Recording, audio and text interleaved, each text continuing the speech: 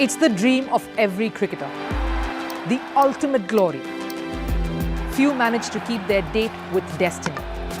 But for many, it's been heartbreaks and a cross to bear. The Holy Grail is here in India. I'm Rupha Ramani, and Firstpost brings you the ringside view. We bring you the Cup of Dreams. Cricket World Cup coverage like never before. The champion! It's over! He's done it again! Unbelievable! Oh, straight into the roof of the net. Nice one. Straight down the middle. So a good performance from both teams. Hello and welcome to Firstpost. I'm Rupha Ramani, and let's get started.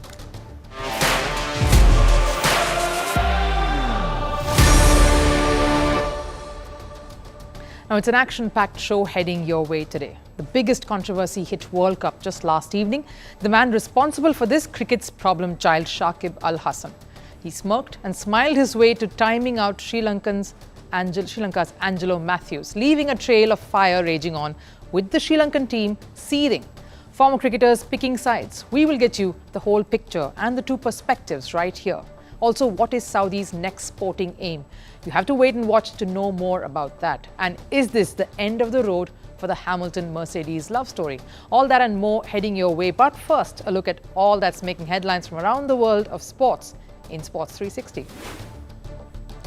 The legendary Sachin Tendulkar met the Afghanistan cricket team at Mumbai's Wankhede Stadium yesterday.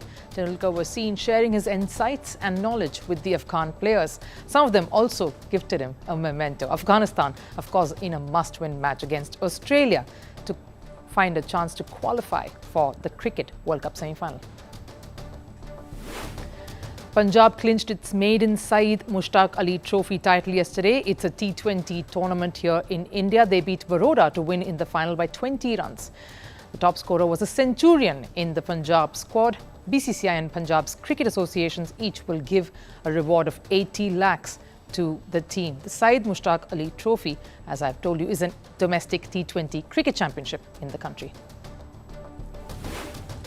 In tennis, Swiatek reclaimed the world #1 spot in the women's singles rankings. She clinched the WTA Finals trophy last night. Swiatek dominated America's Jessica Pegula 6-1, 6-love in straight sets. The match lasted just 59 minutes.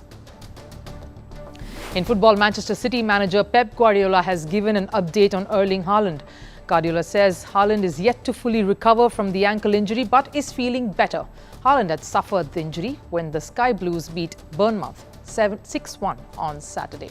A final decision on the striker's inclusion in the playing 11 will be taken a few hours before his next match. Man City faces Swiss club Young Boys tomorrow.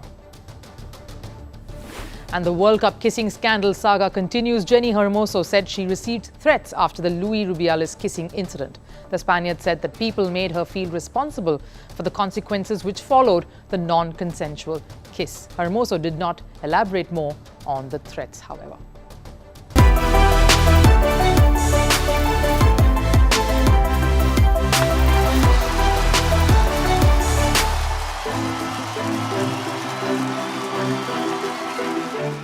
Now, it's been a tournament to forget for the Sri Lankans. Suffering a humiliating loss to India was probably just the penultimate blow. The heated encounter against Bangladesh yesterday with two-star all-rounders amidst them, Shakib Hasan and Angelo Mathews, at the centre of it was probably the final nail being driven in. Let's first tell you what exactly happened. Now, after the dismissal of Sadira Samaravikrama in the 25th over by Shakib, out walks Angelo Mathews. He reaches the crease and just as he's about to face the Shakib delivery, his helmet strap breaks and he indicates his team to get another helmet. Now, bear in mind that he's yet to face a delivery.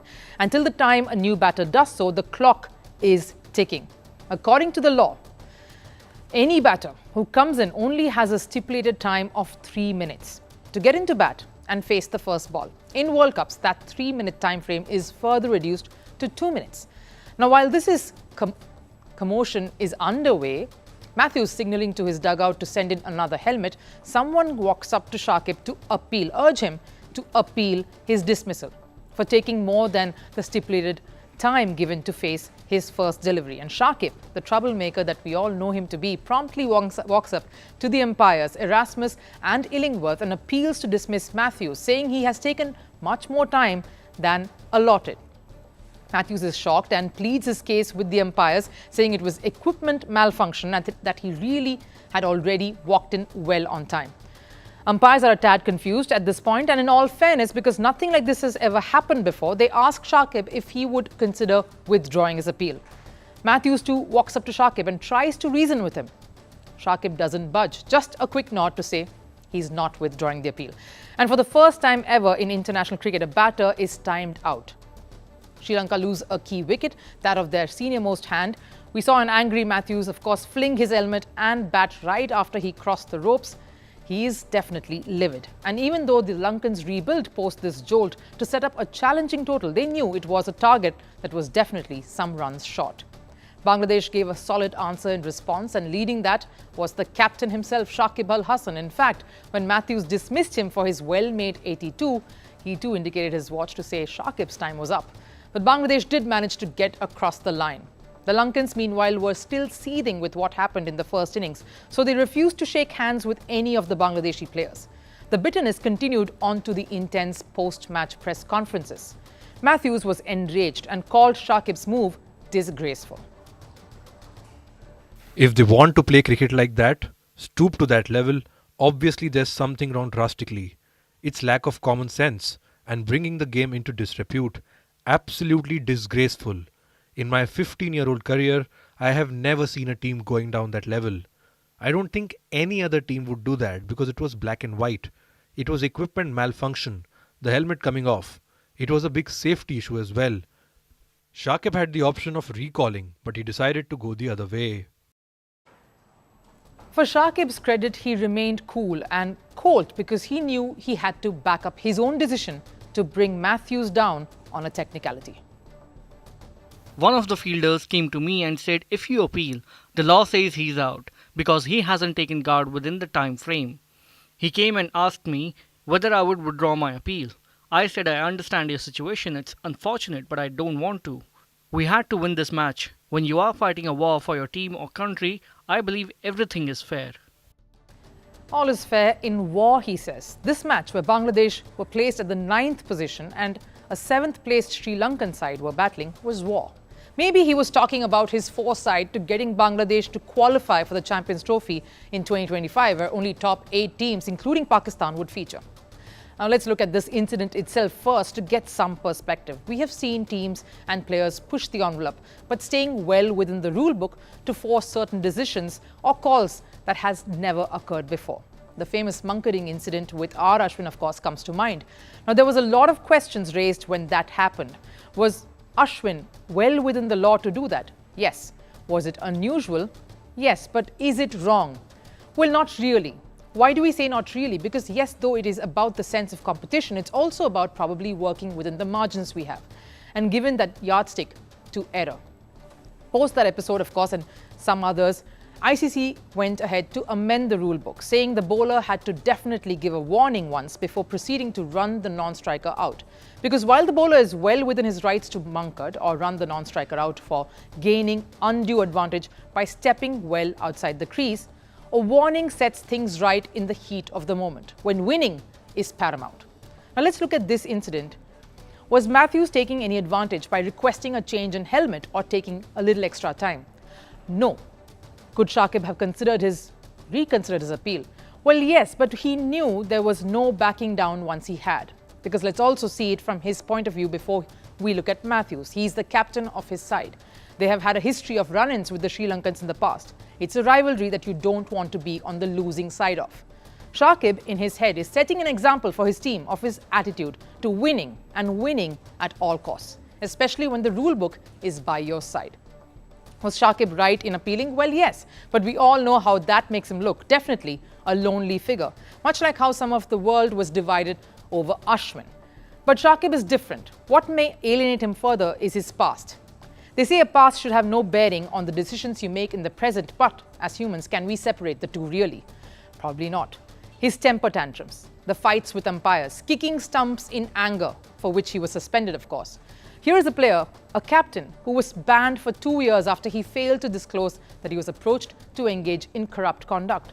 So Mathews is probably justified in feeling some sense of anger, because no one likes anyone flogging a dead horse. Sri Lanka, already having a horrid tournament, probably did not need this to drag them down any further. Having said that, could Angelo Mathews have been circumspect, face this delivery? He was after all playing a spinner and not a fast bowler, and then change his helmet after that one delivery. That helmet could have lasted one delivery at least. The calculated answer will have to be yes, but his point was safety first, and we admit that is important. In fact, Mathews has not calmed down yet post the incident. He went ahead and tweeted about it, sharing the exact time code of the batter getting out and him walking in, well within the time. Contrastingly, knowing the kind of character Shakib is, many of us who have covered him or this side would know he couldn't care much about this right after. He wouldn't care what people thought of him or what implications his decisions might have. No wonder he flew back to spend time with his mentor in the middle of the tournament. He's done that also. It is easier to make Shakib the villain in this narrative. The answer, though, probably is in the why rather than the what. This encounter was crucial for Bangladesh, and their not-so-pretty face-offs in the past against the Sri Lankans made it easier for him to take the fall for not playing in the spirit of the game. So the answer probably lies somewhere in between. There are many greys in sports, characters and who are legends but are probably misunderstood. Shakib, who is undoubtedly one of the best all-rounders the subcontinent has produced, probably falls perfectly in this category. Do we tolerate these characters and embrace them as part of the sporting facade, or do we admonish for future generations to pick up the rights from the wrongs? That's the delicious puzzle this incident leaves us with. Now, all roads seem to be leading towards one country when it comes to hosting sporting events. In the heart of West Asia, oozing with wealth because of its oil reserves, we're talking about Saudi Arabia. A nation that has been a conservative state is now on a mission to becoming the world's next sporting hub. Its latest ambition, it wants to acquire a stake in Indian cricket's most lucrative tournament, the Indian Premier League or the IPL. And they are not talking about a minor share. It's a multi-billion-dollar stake. Now, I'll tell you where this interest stems from, what lies behind the ambitious quest. The IPL is the richest cricket league in the world. We know it, worth as much as $30 billion. And Saudi officials are promising to invest $5 billion into it. They are now in talks with the Indian officials to ink the deal. Reports say that Saudi Crown Prince Mohammed bin Salman pitched this idea during his recent trip to India. Now, cricket is one sport that has a massive following and by that extension, a massive viewership, particularly in South Asia, where cricket outperforms other disciplines. It remains the most watched game. Right now, the BCCI bars other Indian players to participate in leagues abroad. Restrictions are laid for even the most prominent events, like the Big Bash League, the Caribbean Premier League, or the 100 in England. Now, after pumping money into football, Formula One and other major disciplines, Saudi Arabia is vying to dig its claws into another global sport like cricket. Although several T20 leagues have sprung up since the IPL was launched, barely any have been able to give the Indian Premier League a stiff competition. Now, Saudi's sovereign wealth fund has splurged billions to widen its sports portfolio. Why is this ambition critical? Let's take you back to where it all started. One of Saudi's first sporting investments started in 2014 when WWE was brought into the country. It saw wrestlers like John Cena feature in it. And the country has regularly kept pumping in the moolah when it comes to sports. Reports say at least $6 billion have been spent on sporting investments since 2021. And this figure is before the mass exodus of star footballers to Saudi shores. Now, it's a no-brainer. If big names are attached to an event, it will draw more traction. Fans watch sports because their role models are in it. It's this strategy that the kingdom is tapping into. This massive influx of money into sporting events has caused controversy. Critics are calling it sports washing. What does that mean? When Saudi hosted its first F1 Grand Prix in 2021, for example, human rights groups accused the country of using these events to clean up its tarnished image in the international community. Formula One has a corporate responsibility to respect human rights, and there's some really big human rights risk in doing this event in Saudi Arabia. Saudi Arabia has an appalling human rights record, and it is using events like Formula One and also major boxing and football events to try and sports wash its image. A similar pattern can be found everywhere in all their sporting ventures. What better way to tap into a sport that has a giant following up until now? Saudi's tourism industry and its oil giant Aramco were sponsors of the Indian Premier League last year. A staggering $6.2 billion was invested to get broadcasting rights. A stake in the IPL franchise would mean newer agreements, and who knows, this dream is unstoppable. In the future, they could want to even co-host it. Their neighbours did that, UAE, in one of the editions of the IPL, so why can't they? Quite recently, Riyadh announced it would host the first ever esports World Cup. We told you the implications of that right here. I mean, honestly, we're super excited to be hosting the Esports World Cup. Just look at the Gamers 8 when we hosted that. It was during a shorter period of time, and we've seen more than 2.6 million people attend. So can you imagine that number multiplying we're moving from an event which was Gamers 8, which was a few weeks, to a 2-month event for the World Cup. So we're super excited to see those people come into Saudi, visit Saudi. And, the beautiful thing about esports is that it's the future of live entertainment, but it's also a borderless sector, which is something that we thrive for in the tourism industry, because we get really to have people connect and build bridges from one side of the world to the other. So this is a great moment for us here in Saudi. Now let's look at some of the major sporting investments that Saudi has made over the years. In 2018, a 10-year contract for hosting WWE. Then 2020, a horse racing event that became an annual tournament. In 2021, Lionel Messi signs a deal to promote tourism. In the very same year, a series of investments took place, from the McLaren Group to the takeover of Newcastle United, to the first Formula One race being held in Jeddah, to a year later, LIV Golf Tour being created. And the PIF, or the Public Investment Fund, bought 17% of the Formula One franchise, Aston Martin. Then there was Ronaldo moving to Al Nassr in 2022. That created a huge wave, which opened the floodgates in football, right up to the PIF agreeing to contribute more than $1 billion to a PGA Tour LIV Golf partnership just some months ago. Now, all these are part of a campaign, a transformation plan named Vision 2030, in which hundreds of billions of dollars are being spent to diversify the kingdom's economy and reduce its oil dependency. And it would seem that cricket is their latest obsession now. BCCI, however, is yet to respond to this proposal. And the ICC, of course, needs to give a nod for it to materialize. Basically, many things need to be in motion for this grand plan to succeed. But the relentless pursuit of emerging as a sporting giant has put Saudi Arabia at the forefront of all these discussions. Now let's switch to a different discipline that is struggling to do some damage control, Formula One. The latest Grand Prix that was held in Brazil witnessed what many would call one of Mercedes' worst performances in over a decade. Not our words, so say Mercedes' boss himself. And then came the dirty laundry that was aired in public. Their Formula One championship aspirations is now hanging by the thread. This setback is just microscopic reflection of Mercedes' struggle throughout the entire season, especially as it's just winding down. The blip indicates a larger worrisome picture for Hamilton and his team. The team's vulnerabilities have come to the forefront. Toto Wolff unleashed his fury post the race. Hamilton lambasted the car's designing. It just shows how the team is losing its stronghold in Formula One. Our next report tells you the story behind it.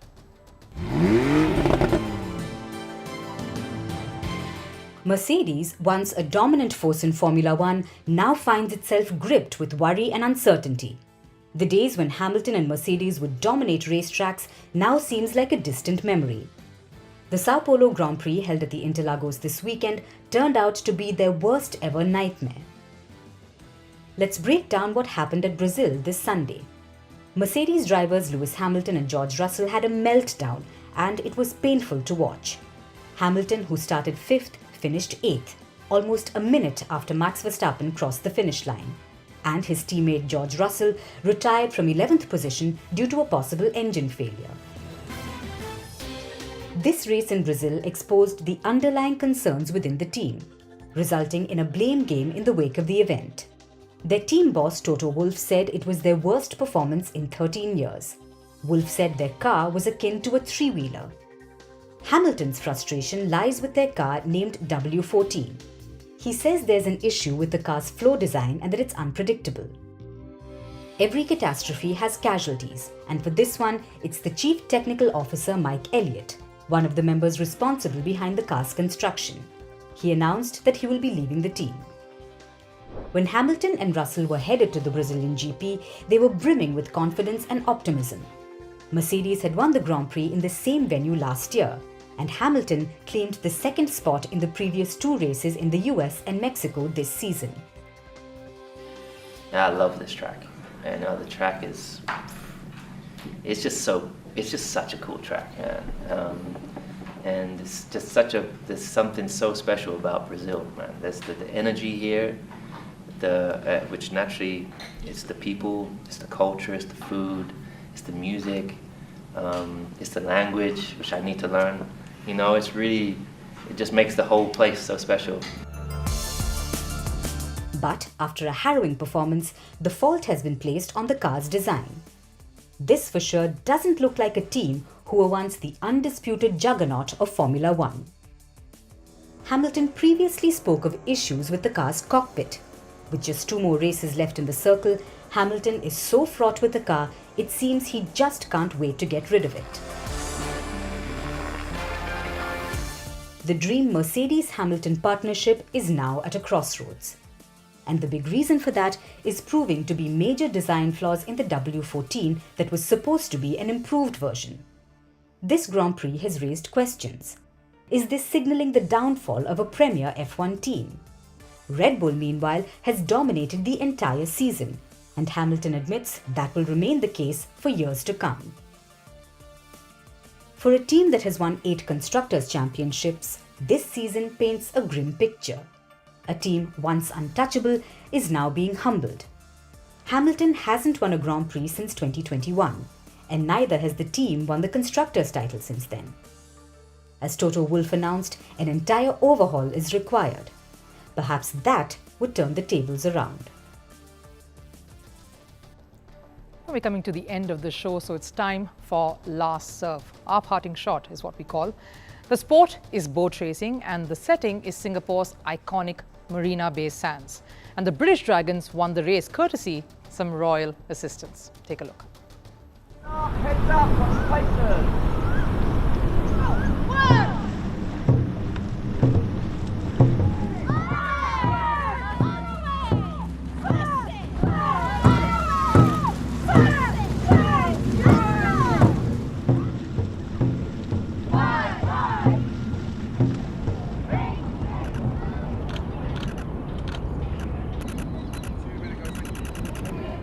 Prince William giving a royal flourish there. But that's all the time we have here on First Sports. Thank you so much for joining in. As always, I'll see you again tomorrow.